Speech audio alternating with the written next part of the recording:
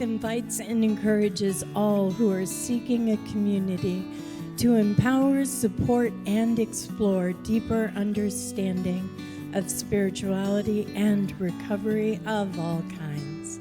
We join together with our family and loved ones in our journey to enlightenment and recovery, and supporting one another spiritually without judgment or prejudice.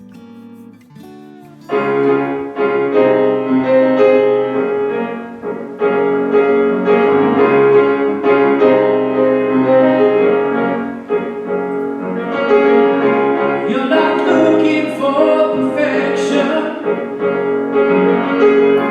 You're just wanting on me. 'Cause you are strongest in my weakness. When I'm falling to my knees, I got all the best intentions, but I need your direction and time to second guess again. I need you more than ever to help me to remember you hold it all together, yeah. So keep reminding me of who you are and all that you've done.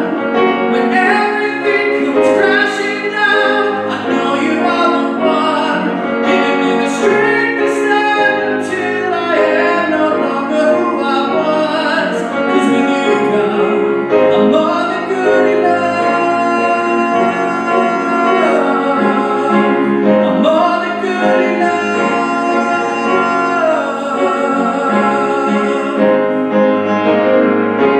You have all of my attention. I was blind, but now I see. You're the author of redemption, and you're changing my story. I got all the best intentions, but I need your direction and time to second guess again. I need you more than ever to help me to remember you hold it all together, yeah. So keep reminding me of who you are and all that you have done. When everything comes crashing down, I know you are the one, giving me the strength to stand until I am no longer who I was. 'Cause with you, God, I'm more than good enough. I'm more than good enough. So keep reminding me of who you are and all that you have done. When everything comes crashing down, I know you are the one, giving me the strength to stand until I am no longer who I was. 'Cause with you, God, I'm more than good enough. I'm more than good enough. I'm more than good enough. I'm more than good enough. I'm more than good enough. Hi, I'm Beci R. Today we're going to talk about the spiritual gifts of imperfection. Would you join me in prayer, please? Father, Mother, God, we thank you for this time together. We thank you for this way to communicate with each other. And for all of those listening, for all those that put this together, we thank you. We know that you are here among us where two or more are gathered. And we are grateful for your guidance, your love, and your support on our journey. Amen. So today I want to talk to you about the spiritual gifts of imperfection. So how does it go, and what's my relationship to the spiritual world of being imperfect? Right? So the definition of imperfection is the quality or state of being imperfect. So that pretty much talks about everything, because I'm not really sure that anything is perfect. I'm highlighting a book today by Dr. Brene Brown called The Gifts of Imperfection, and letting go of who you think you're supposed to be and embracing who you are. Now, I found her readings a long time ago, and this is one of my favorite books from her because it allows me to be the imperfect me that I am. And has nothing to do with the fact of my trying to go, oh, well, I'm not perfect, so I don't have to stay sober. That's not what I'm talking about. What I'm talking about is not having that perfection hanging over me all the time. So I admit I was raised in an alcoholic family, and you've heard me talk about this before. I did everything I could. I admit it. I did everything I could to try to be perfect for them. I got good grades. I behaved. I worked hard. I did everything that I thought that they wanted me to do, everything they told me to do, because I thought if I was perfect enough, I would be good enough for their love.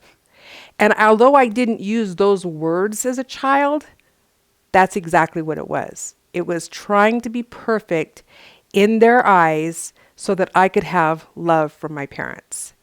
And maybe I would get the love I was missing. Maybe I would have felt better inside. And maybe my parents would have saw me as worthy. So is perfection real, or are we chasing a dream? And is there any perfect recovery, perfect sobriety? So something to think on for a little while as I share this information from Dr. Brown is perfection is not the same as striving to be our best. And being perfect doesn't exist in the human experience.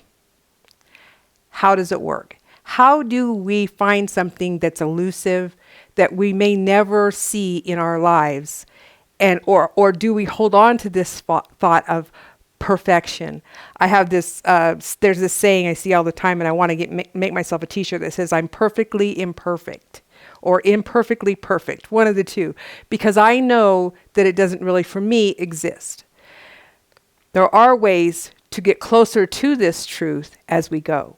And one of the first ways is to be authentic, to be ourselves, right? And this is really hard to do, especially when you grow up in an environment like most of us have.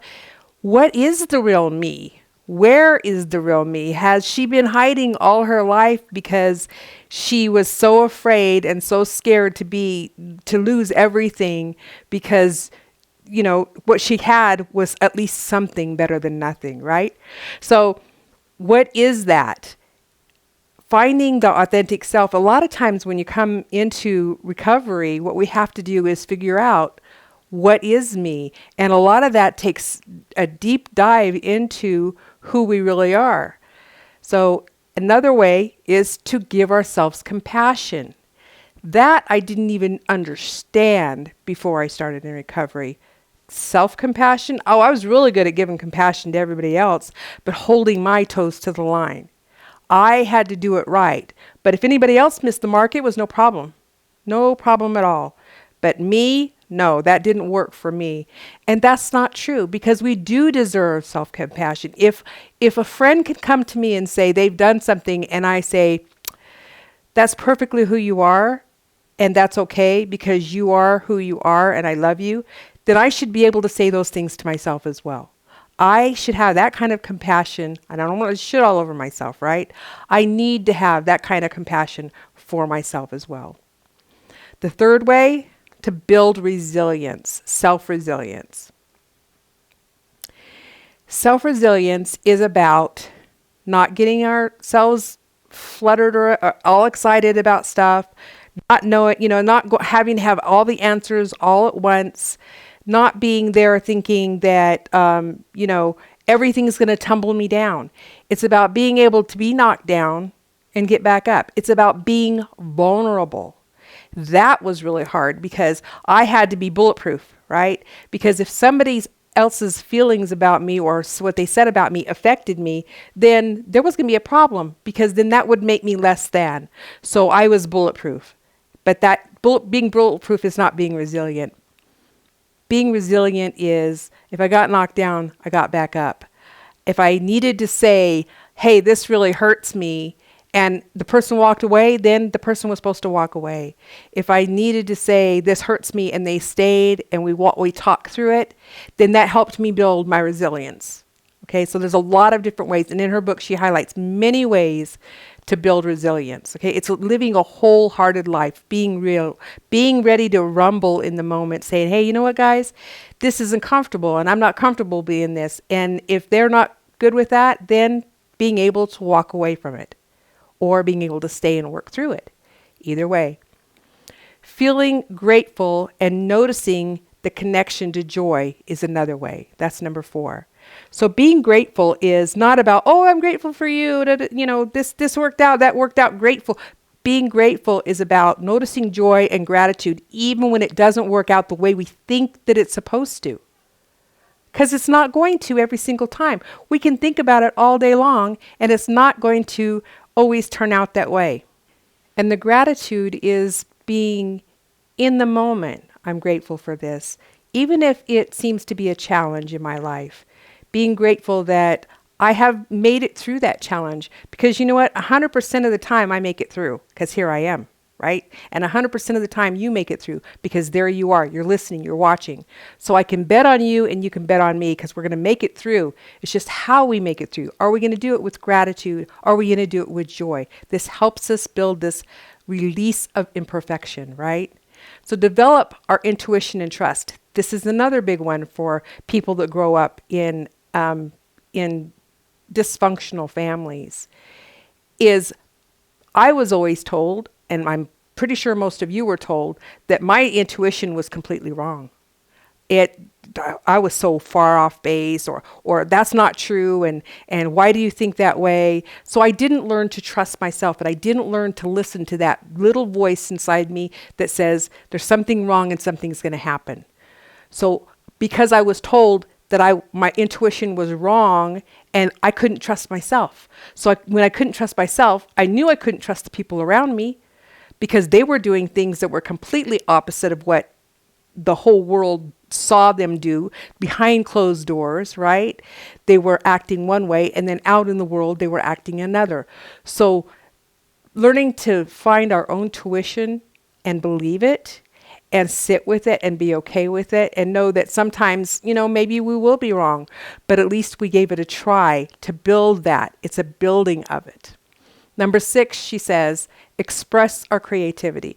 Now, this is a big one, because I didn't know I was creative when I was a child. I knew I had imagination, but I didn't know that was creative.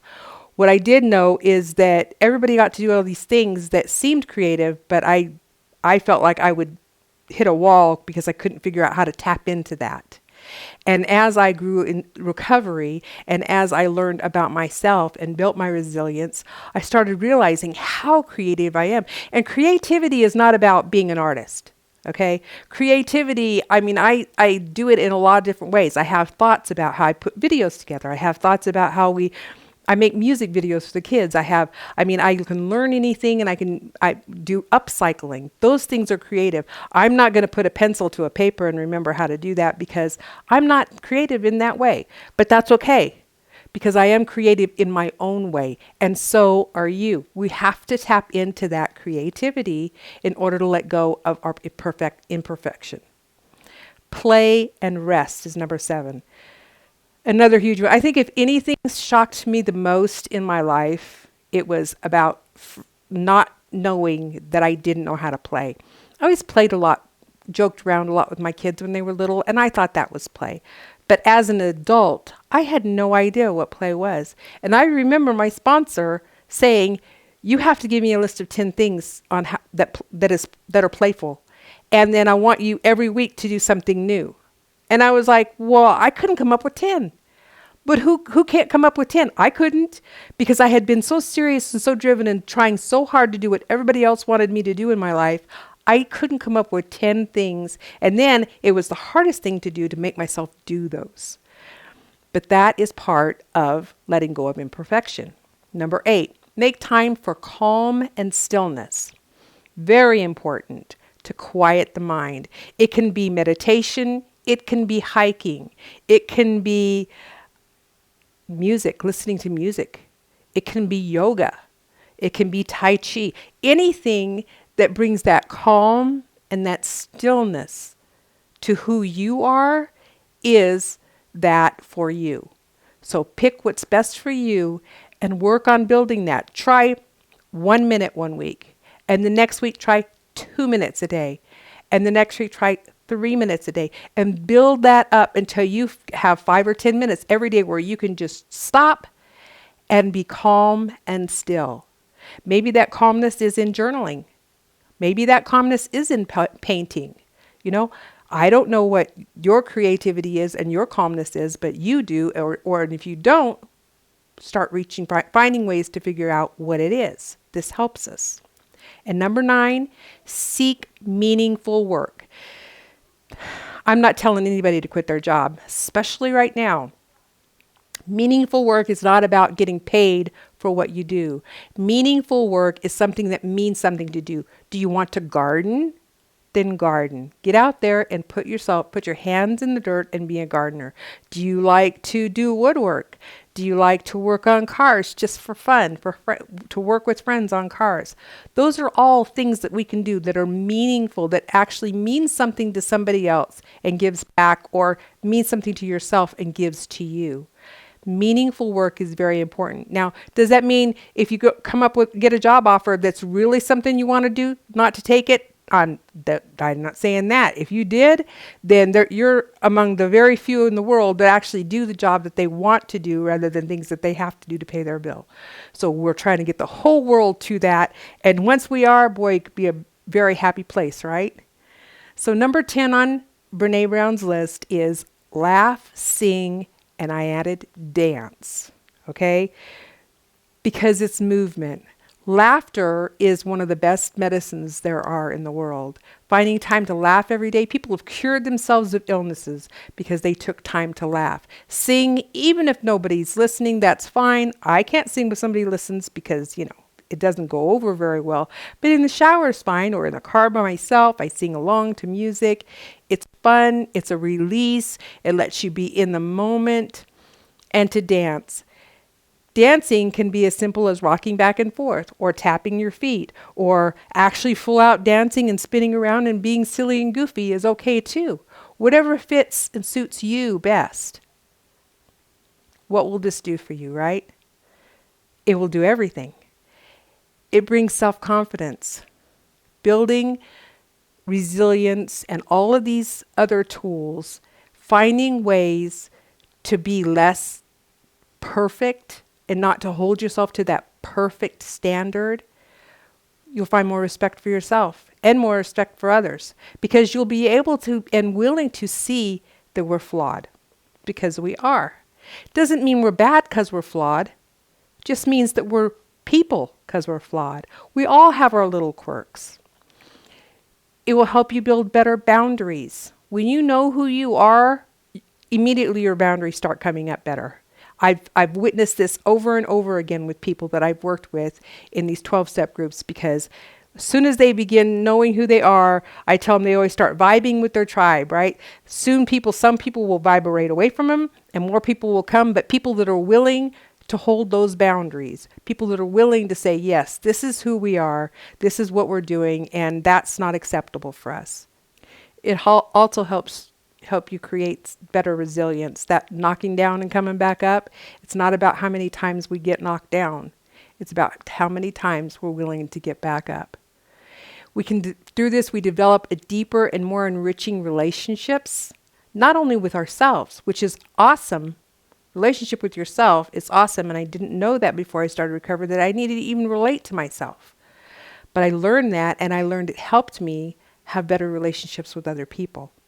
Be accepting of who they are and where they are in their lives. And it starts helping us to live more passionately. More passion in every breath, more ideas, more like, yes, that's what I want to do. And we attract that. We do. We'll attract opportunities that we didn't know that we could attract before, just by building this resilience up. So we avoid regret and even resentments when we build this up, when we realize that we don't have to be perfect, that we can be imperfect and be whole and live a wholehearted life. When we make choices, and this is something that's interesting that's come up with my husband and I recently. We'll decide on something and do something and act in a way that we think, oh yeah, this is the way we're going to go. And then 2-3 years down the road, we're like, well, maybe we need to rethink this choice. That's not about regret.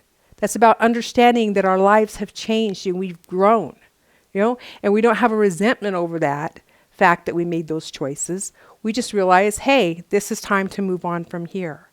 That's what that will help build. And we'll be happier and more optimistic. And we know that being happier and more optimistic does create really great health benefits as well.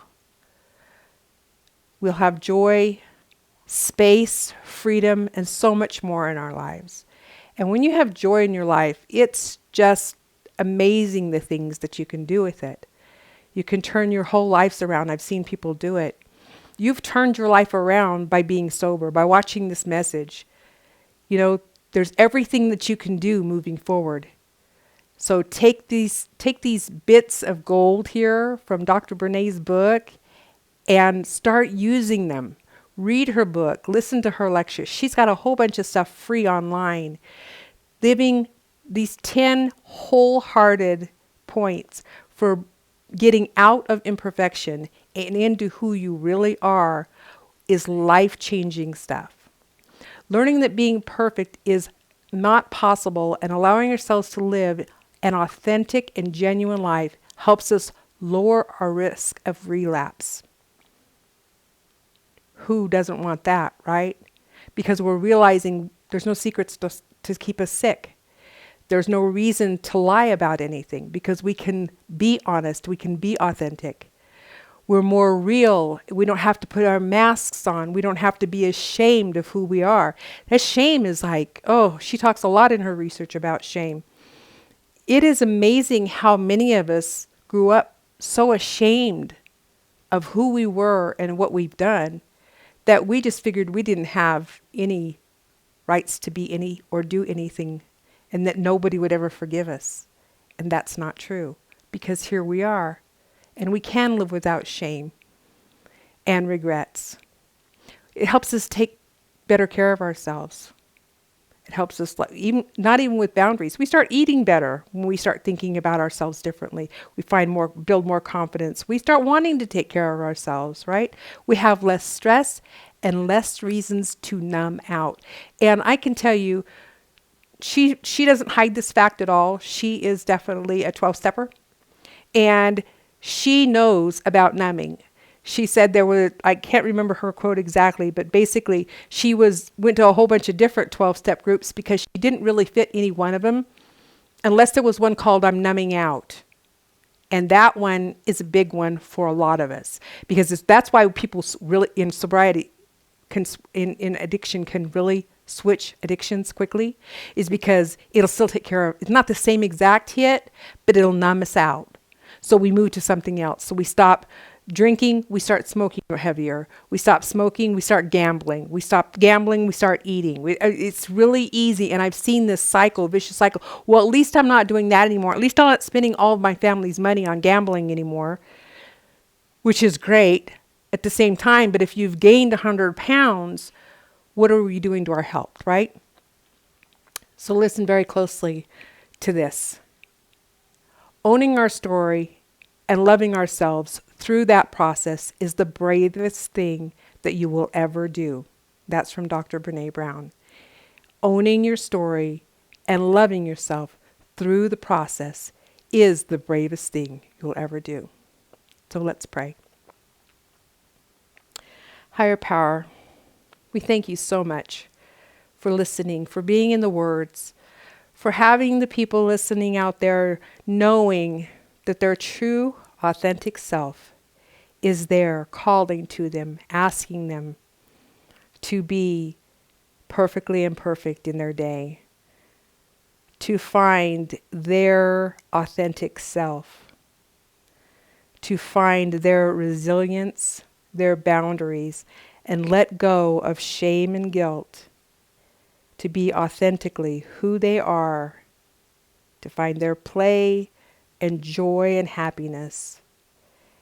We are so grateful that you are here with us on this journey, that you are in our hearts and in our steps and in our head as we listen to your thoughts about us, the truth that in your life, in your eyes, we are 100% of what you want us to be. We thank you. Thank you, thank you. Amen. Thank you for being here. Be brave. I believe in you. Hi, my name is Linda B., and it is my great joy to share with you the principle of the spiritual concept of imperfection. Wow, that's a big one, isn't it? I have to say, I really appreciate Becky for sharing this story with us, for sharing this lesson with us, and I too am a great fan of much of Brené Brown's work. She's really touched my life. That's not what I'm going to talk about, though. As far as the spiritual principle of imperfection goes, I'd like to take a look at perfectionism, right? So often, so many of us have had issues with perfectionism. We have held ourselves to a level of performance that no one has ever attained. And we've done that as a part of self-abuse, as a part of holding us back, as a part of telling us ourselves that we aren't as good as everybody else anyway, so why bother, why try? I can do whatever I want to because I can't live up to your standards. And the truth is, I wasn't living up to my standards. I tell you, my perfectionism really got in the way of my spiritual development. It wasn't until I was ready to really be imperfect, to be real, to admit to who I am and what I've done, and to say, wow, yeah, I've made a lot of mistakes. And then I was able to really grow forward. Then I was able to know God and to let God, my concept of my higher power, love me at a level that I had never allowed anyone, including myself, to love me. And through that love, through that healing, I was able to move forward spiritually.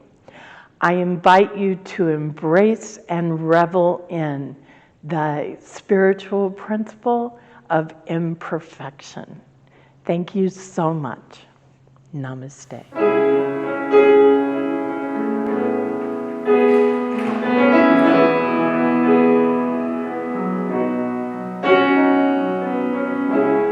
Try to put me in a box, try to tell me what I'm not. So quick to judge, so slow to love. More than just a face, a picture on a page. I smile and sing, my battles rage. I'm insecure, but at the core I'm more than what you see. I criticize, admit that I'm my own worst enemy. We're all perfectly imperfect. We're all trying to be free. We're all beautifully broken. We're not that different underneath. Perfectly imperfect. Ooh, you know you're worth it. Maybe you're just perfectly imperfect. Life is like a stage. Every move we make is analyzed. It's no surprise we're a little messed up, and we care too much. We think we're never good, but we're more than good enough. 'Cause we're all perfectly imperfect. We're all trying to be free. And we're all beautifully broken.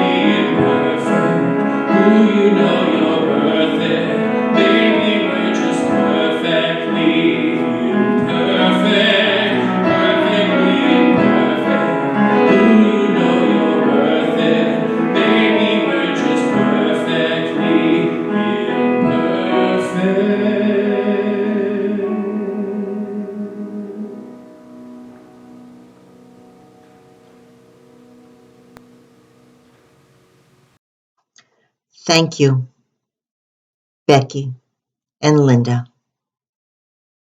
for bringing us to the awareness of the gift of imperfection. I invite my brothers and sisters to sit with me a while and meditate on the gifts of imperfection.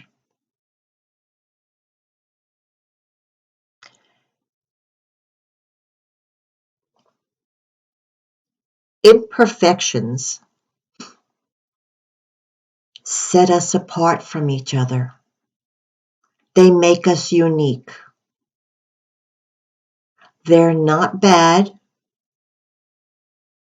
We don't call them flaws. Flaws are a judgment. We are perfect beings of humanness, and humans are sometimes messy. That's okay. Embrace your sometimes being messy and laugh. We are loving humans. We embrace our imperfections because they make us who we are.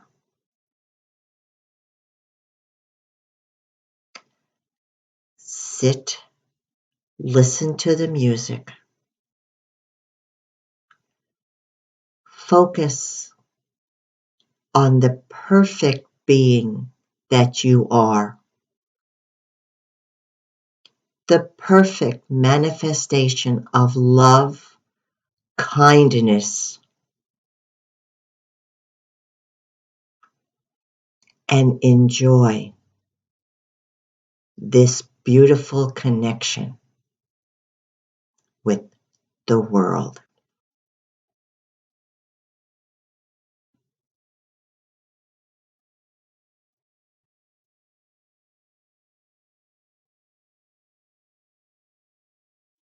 When you're ready, take in a breath. Embrace yourself, knowing that you are a perfect being with some imperfections. And that's okay. We accept one another without wanting to change.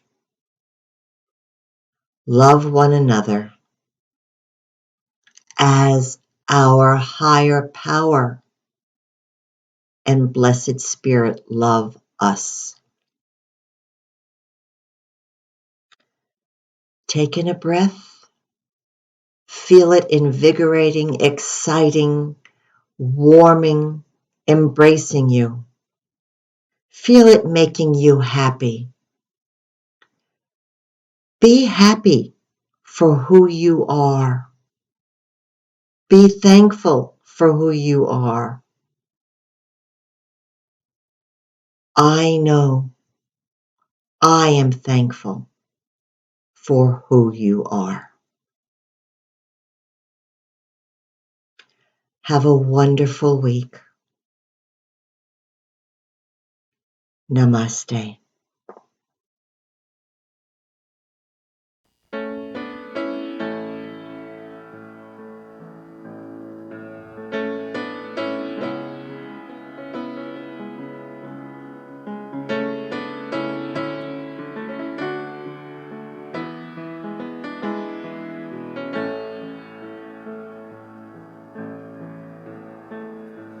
A lot of us grew up believing at any moment we could lose it all. And at the drop of a hat, God might turn his back and move on. A lot of us feel like we blew it, thinking that we're just too far gone. But I want you to know that there's still a hope for you now. And no matter what you've done, you can't erase his love. Nothing can change it. You're not separated, no matter what. There's never been a better time to get honest. There's never been a better time to get clean. So come as you are, run to the light and be free. Oh, be free. 'Cause no matter what you've done, you can't erase his love, and nothing can change it.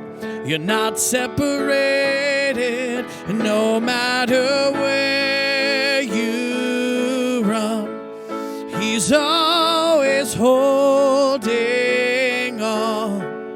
You're still a daughter, you're still a son, no matter what. You're still a daughter, you're still a son, no matter what.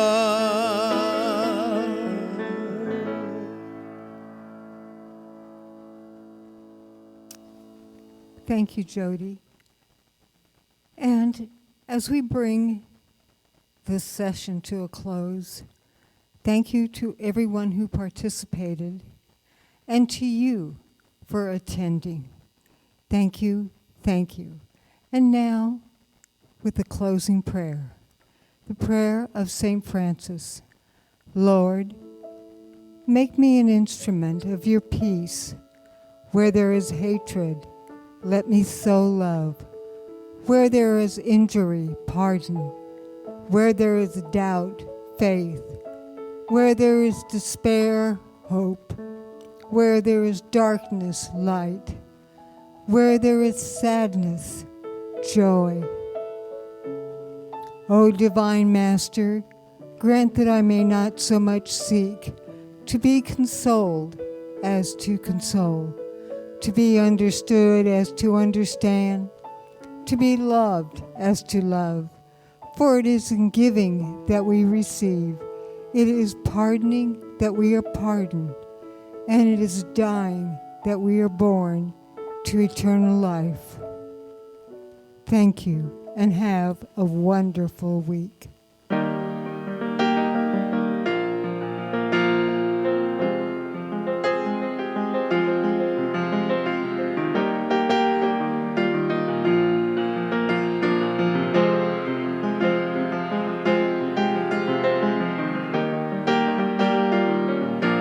Being in recovery means being of service.